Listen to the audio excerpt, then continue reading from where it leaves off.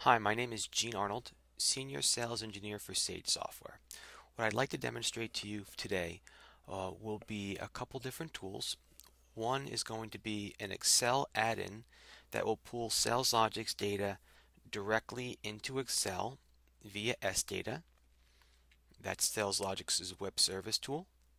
And I'll also show you a product by Microsoft that plugs into Excel called PowerPivot, which is a free utility that allows you to do further analysis on that data that's been placed inside of Excel.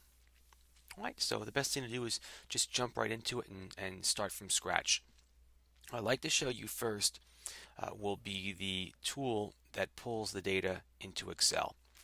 And to start that off, I'm going to open up SalesLogix and simply just show you, we're going to work on opportunity data right now. So let's take a look at all of our different groups. We've got close lost, close won, latest opportunities. We're going to be using the all opportunities group, but there's a number of different groups that are available in SalesLogix. So the reason why I'm showing you this is because the Excel add-in for SalesLogix works off of groups and the columns that are in that group. Okay?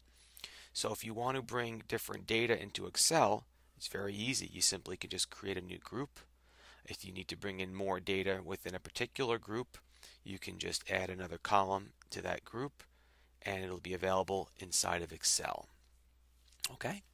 But you don't have to log into SalesLogix via the web product to actually use the Excel add-in. I'm just simply taking you here to give you an understanding on where the data is coming from when we go into the next part of the demonstration.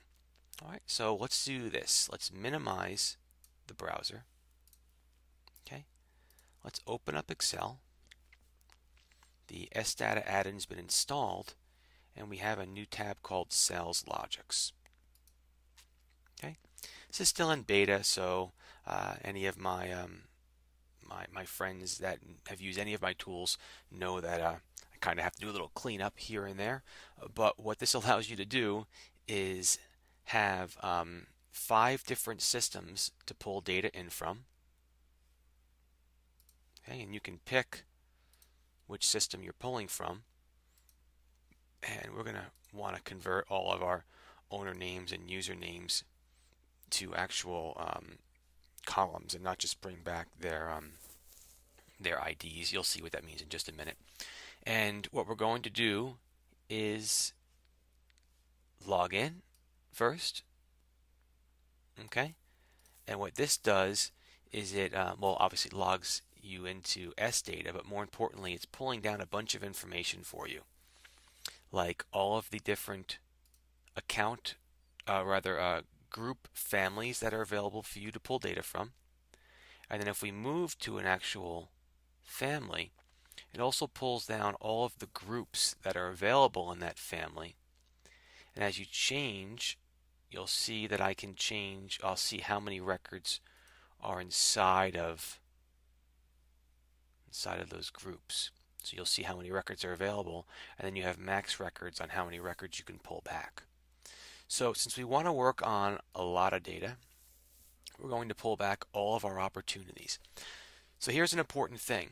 Let's say you wanted to work on a segment of opportunities. You're not going to do any of your filtering here. You'll just simply go into SalesLogix and maybe create a all opportunities within a particular date range. So you'll use the all opportunities and maybe use some of our filter tools to change it and maybe save it to a different group. And then that group would be available to pull from over here.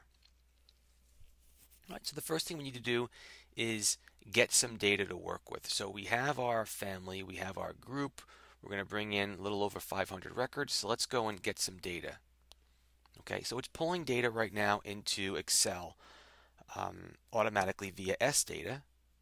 All right, you'll see it brings down the different column headers you'll see up on top. And we'll give this a second to finish up, and it'll bring down the 506 records. Okay, our data has been retrieved, and now we have 506 records into the system, including our column headers. Now the owners and usernames, if we didn't turn that on, the owner, okay, this would be the ID of the owner, and the account manager, which is a user, would be the user ID. And that's not too visually appealing. You really don't want to see just the ID. So what I do when you log in is I bring this data down first, and just I do a little bit of matching to make this all look nice and pretty for you. Okay, so now what we're going to do is we're going to take all this data, okay? We're going to move over to good old PowerPivot, and we're going to create a linked table, okay? And now we have PowerPivot with all that data available for me to play around with. Okay, pretty neat. I can do a number of things with this data. Big things that happened here when PowerPivot made this new screen that you see. It actually compressed the data and cubed it and did some data manipulation behind the scenes, where you can have literally hundreds of thousands of records inside of Excel and placed inside of here. So just because we're building this inside of Excel, I can pull data from any place. I don't have to be pulling it from Excel. I'm just doing that to start the feed because the Excel add-in I built is already there. But I can pull data from different databases, and I can bring in hundreds of thousands of records into this PowerPivot tool. But let's just start with what we have over here. So what did we do first? We opened up the Excel add-in in SalesLogix. We pulled down all of our opportunities, okay? And now what we'd like to do is have a little bit of fun with it. So let's go and create a two-chart horizontal PowerPivot. All right. So PowerPivot starts us off over here. What I'd like to do first is add some slicing and dicing, which is always kind of cool. So I want to bring down my account managers, and I want to be able to slice by my account managers. I also want to be able to slice by my stage and my status. So notice how all this has already been brought into the system for me. Okay, that's kind of cool. All right, now let's click on this chart right here. So let's go and click off the screen and click on this. Okay, and what I want to do right now is we'll bring some data into this chart. So let's have this chart show me, let's go and take a look at the count of opportunities. There are the total of them. And let's make this by account manager. Okay. We've got another chart here too, right? So let's come over to this chart. And let's make this chart over here the same thing. Let's go, a little bit different. Let's go by account manager. And let's make this one the sales potential. All right. So now we've created this this cool looking little tool, and see if maybe I can get a little bit more screen. Let's bring it down a little bit. How does that sound? Just so I can fit everything on the screen. Okay, ooh, that's not going to help, is it? Maybe 75%. That's a little bit better.